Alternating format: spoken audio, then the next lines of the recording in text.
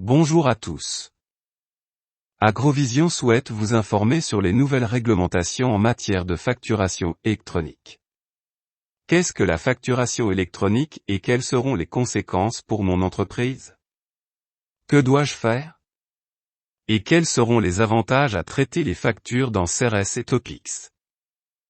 Tout d'abord, un bref aperçu de ce que nous allons vous enseigner. Nous commençons par quelques explications sur la législation, son destinataire, sa date d'entrée en vigueur et son fonctionnement. Comment devrons-nous désormais traiter nos factures d'une manière différente? Nous aurons besoin d'une société externe pour placer nos factures sur un réseau sécurisé en ce qui concerne les factures sortantes et pour collecter les factures entrantes. C'est ce qu'on appelle un point d'accès. À ce point d'accès, en raison de la période de conservation légale, les factures devront rester disponibles pendant 10 ans. Vous ne devrez plus vous rendre chez votre comptable avec votre boîte de factures. Celles-ci pourront être transmises et reçues par voie électronique. Ensuite, nous expliquerons ce que cela implique pour travailler avec CRS et Topics. Enfin, nous expliquerons comment Bancup peut nous aider. Notre point d'accès privilégié est Bancup. Nous pensons avoir trouvé le partenaire idéal pour le traitement et l'archivage des factures. Pour cela, nous devons également nous abonner à un point d'accès, dans notre cas Bancup. Pour commencer, permettez-moi de préciser que ce n'est pas nous, Agrovision, mais le gouvernement qui a pris cette décision. Après l'Italie, la Belgique est le deuxième pays d'Europe à adopter cette législation. Chaque assujetti à la TVA en Belgique devra être en mesure d'envoyer et de recevoir toutes les factures par voie électronique d'ici le 1er janvier 2026. Mais d'ici 2030, tous les États membres de l'Union européenne devront être connectés à PayPal. Si ces règlements ont été mis en œuvre, c'est en grande partie parce qu'il existe une grande différence entre la TVA que le gouvernement devrait percevoir et le montant de la TVA qu'il perçoit en réalité. C'est ce qu'on appelle l'écart de TVA. Avec l'adoption de cette réglementation, les autorités veulent faire un premier pas vers la transparence de tous les échanges commerciaux en Belgique. Cela permettrait également de détecter plus rapidement les fraudes.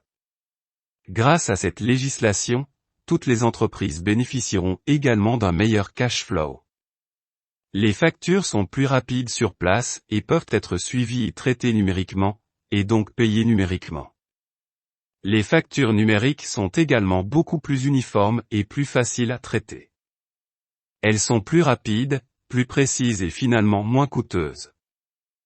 Si nous ne bénéficions pas d'un sursis réglementaire, tous les assujettis belges à la TVA confondus commenceront à traiter leurs factures électroniques à partir du 1er janvier 2026. Pour une bonne raison, cela était déjà d'application entre les entreprises et le gouvernement, pour ainsi dire business to gouvernement. Mais entre les entreprises belges, c'est également obligatoire à partir du 1er janvier 2026. Il s'agit du business to business. Les factures à destination et en provenance de l'étranger ne sont donc pas concernées. Vous pourrez donc toujours les recevoir et les envoyer en PDF ou sur papier.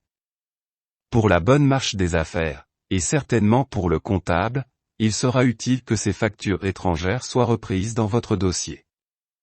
Vous pourrez également continuer à envoyer des factures à des particuliers selon l'ancienne méthode. Comment cela fonctionne-t-il maintenant? L'émetteur ou le créateur des factures ne pourra plus les remettre directement au récepteur. Vous devrez utiliser un point d'accès.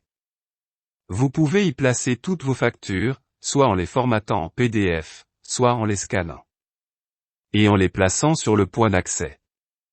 Ce point d'accès rendra cette facture digitale et la transformera en facture UBL ou XML. Il s'agit d'un langage informatique qui permet de traiter mécaniquement les factures envoyées de l'autre côté, presque sans intervention humaine. Les factures ne doivent pas être encodées à nouveau, ce qui limite également la possibilité d'erreur d'encodage. Le point d'accès devra également conserver les factures en tant qu'archive pendant 10 ans. Ces factures électroniques sont ensuite envoyées via un réseau sécurisé au numéro de TVA du destinataire. Ce n'est donc que dans la boîte aux lettres de ce dernier que les factures correctes arriveront. Et c'est lui qui peut les consulter, les payer et les traiter. Le réseau PayPal rendra ainsi visibles toutes les factures qui lui parviendront pendant un certain temps, jusqu'à ce qu'elles soient encaissées par le destinataire. Entre-temps, le gouvernement prendra une copie de ce réseau PayPal à des fins de suivi et d'établissement de rapports. Le point d'accès prend donc une grande responsabilité. Il va digitaliser les factures, les placer sur le réseau PayPal et les livrer au bon récepteur. Nous avons opté pour Bancup. Inversement, ce même point d'accès va également collecter vos factures entrantes et les mettre à votre disposition. Si chaque assujetti à la TVA crée ses factures de vente, toutes les factures d'achat sont également disponibles de l'autre côté.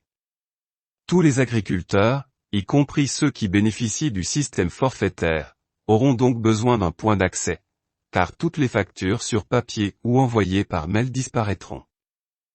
Pour vous donner un exemple, les factures de gauche seront supprimées. Cependant, vous devrez formater un PDF pour qu'il soit lisible par l'utilisateur. Vous ne devrez même plus imprimer la facture à gauche, mais elle pourra être placée dans Bancup en tant que PDF. Dans les coulisses, les factures de droite UBL ou les fichiers XML des factures seront livrés à PayPal. Ainsi, si vous allez dans Bancup pour consulter les factures, vous pourrez consulter le PDF, mais l'UBL ou le XML facilitera le processus automatique. Les chiffres dans le XML ou l'UBL peuvent être lus comme du langage machine. Dans Bancup, vous disposez d'un bon aperçu de toutes les factures entrantes et sortantes. Vous pouvez accepter ou rejeter les factures. Vous pouvez facilement commencer à les payer, le tout à partir d'un point d'accès central. Il n'est plus nécessaire de vérifier les emails, aucune facture ne peut atterrir dans les spams, il n'est plus nécessaire d'attendre le facteur, ou d'apporter une boîte avec toutes les factures au comptable, c'est du passé. Si vous souhaitez tout de même enregistrer un reçu comme document, vous pouvez utiliser une application Bancup pratique pour scanner le reçu. Les documents scannés peuvent également être transmis de cette manière entre les achats, afin que le comptable soit au courant de l'achat. Comment cela fonctionne-t-il dans Topix ou CRS? Je commencerai par expliquer Topix, stock et facturation. L'émetteur crée les factures de vente, les place sur le point d'accès, une fois qu'elles arrivent dans Bancup, elles sont converties en un fichier UBL ou XML et sont envoyées à PayPal. Vous êtes déjà conforme. Le récepteur reçoit les factures dans la boîte entrée. Si vous êtes un marchand de bétail ou si vous vendez des pommes de terre ou des céréales, vous passez les bordereaux d'achat auprès de votre fournisseur. Dans ce cas, vous les établissez également et les publiez sur PayPal. Ces bordereaux d'achat parviennent ensuite au destinataire sous la forme de factures de vente.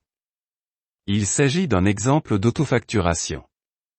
Ce n'est pas le vendeur, mais l'acheteur qui fixe le prix et envoie le bordereau d'achat.